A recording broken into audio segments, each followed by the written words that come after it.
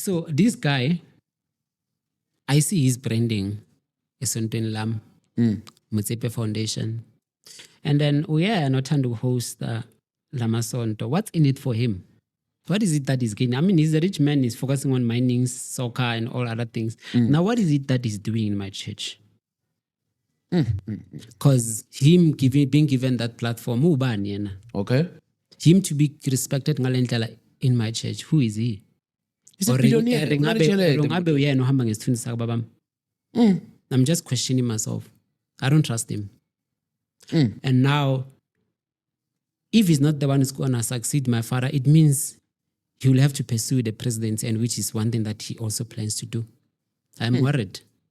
Isihlalo sababam siyakhela yana empire, not inganza babam. Look where I am right now. I'm suffering. Yet babam inkosi, and I'm not the only child. But babam mego inkosi. Do you know that guy uphethe? He's the president maker. And then isihlalo sakhe sibenefita ukhazini yakho Mtsipe nesibari saka Mtsipe. What does that tell you? I mean, isibari saka Mtsipe yazivana ngithi. Bani? Ramaphosa. Ramaphosa. Khona into bayaziyo.